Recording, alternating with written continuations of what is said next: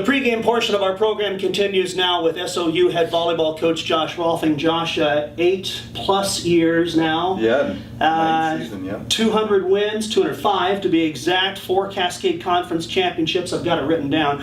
3 Cascade Conference Coach of the Year honors, 3rd on SOU's all-time coaching wins list. Where does it go from here, fella? You've had so much success. Is there any one thing that you can point to for that success? I just think it's growing with all the people in this valley. You know, I've gotten so much great mentorship over the years through all the coaches that I've had that have coached me, and then the coaches that I've worked with. You know, longtime assistant coach Adam Wagman. Right. He and I have grown together. He's coaching at North Valley now. Right. You know, I think we've learned from one another as much as I've learned from anyone else. You know, but just phenomenal people to be around over the years, you know, and I think that's what coaching is that you just steal from the best and you keep growing and try and get better every day. Well, volleyball certainly is a different culture to speak of, but what's it like in that culture framework for you on game day? Yeah. Let us into that. What do you do on game day to get yourself ready? Yeah, to get myself ready, you know, we always get together with the team in the morning, and that's one of the things that we do, and I think as a coach, you know, that's one of those things that makes you either settle or start to stress a little bit, depending on the nature of the team, you know. But no, truly it's about getting together and getting a feel for one another, and just kind of getting everything focused in the right direction, and that's, you know, that is what coaching team sports is about, is finding that chemistry within your team. So game day, you know, we get together in the morning, and then throughout the rest of the day, it's just, you know, more video, more preparation, seeing if there's any, you know, commonality that has run the vein that's run through matches with those teams that we're playing, and then just hoping that we're executing that night, you know, and so a lot of that is kind of left up to chance. That you've done enough in practice, and that they've done enough to prepare themselves for that match that night.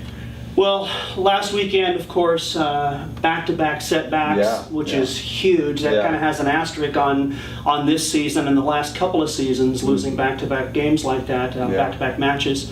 Was there something in particular that was missing from the weekend?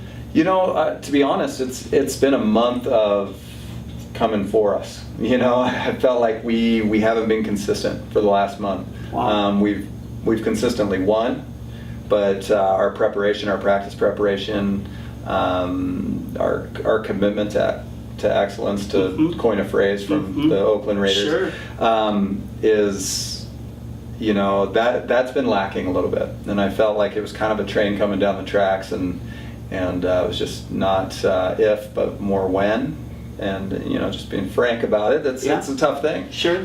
So, you know, we're just trying to get back on the roll was more of the challenge for us this week. You know, those setbacks, they're going to happen occasionally, and it's just a matter of how do they train you. When you lose, do you lose the lesson, or do you learn something from it? Right. And you know, I spent 11 hours on the trip back from LeGrand, besides licking my wounds, trying to figure out what it was going to be that's going to make us better, and can we learn from this, and are they things that we can recover from? Well, if you look at the Raiders' schedule, the second half of the season is beneficial, because the majority of the matches will be in this building, which is a great benefit, where you've just dominated teams in the past. How do you think the team will respond knowing that?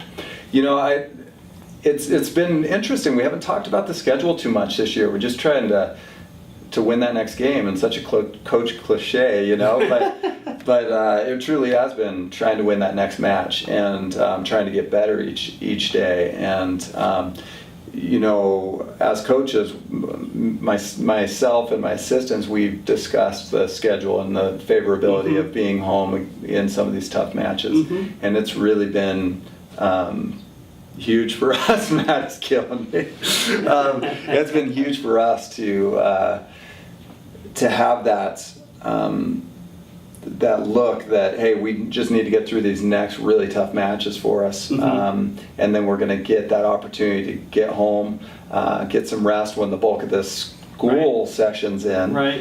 You know, we don't forget that they're students first. And so we're really, we looked at that as coaches and said, okay, let's just get them through this, you know, push, because we had the OIT trip. Then that Friday we're on the road headed to Walla Walla, Washington.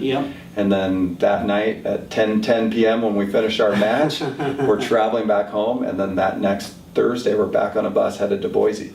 So we knew that was going to be a tough stretch for us, but now, like you talked about, I mean, we get this opportunity to come home and get some home cooking for a little while. We don't have a lot of time to dwell on it, but the last thing I wanted to talk to you about was everybody in the state of Oregon, especially in higher education, devastated with the news at UCC. Of course, we're always thinking about our friends, you know, all over the state, and how it's impacted them. But then, close to home this week, an incident shut down the university here. And how do you manage through that? You know, you just, I mean, it's life. That is life. You manage every day, and that you control the controllables. We can't control what other people are thinking and doing. We can take responsibility for what we're doing and how we feel, and how we, you know, show empathy, or I guess how you feel empathy.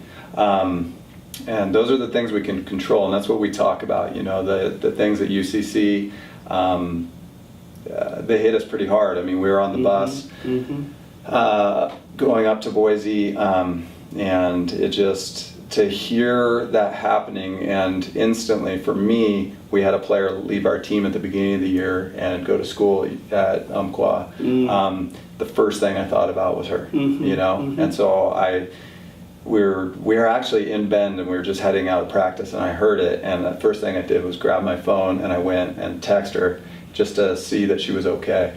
And you know, that was tough, just to even think that I might know somebody in that situation. But she was okay. But it doesn't change the fact that you think about all those other families and how that affected people, you know. And then for that to the threat to happen here this week, you know, it just, it's too close, you know. It's always too close. And I you know, there's so many different stances you can have on it, but I think most importantly is that you realize that someone out there's hurting one way or another, you know, and that you just got to keep them near, and whether that's in your thoughts or whether that's in actual physically, you know, you just got to keep them near, and it's what we've been trying to do, and keep people in our thoughts, and just make sure that we're available and accountable to our athletes that are here, and if there's something going on that we know, and we don't allow it to get out of hand. Well said. Thank you. Appreciate it. Our pregame guest has been SOU head volleyball coach Josh Rohlfing. Stay with us. Our Raider pregame show will continue following these messages.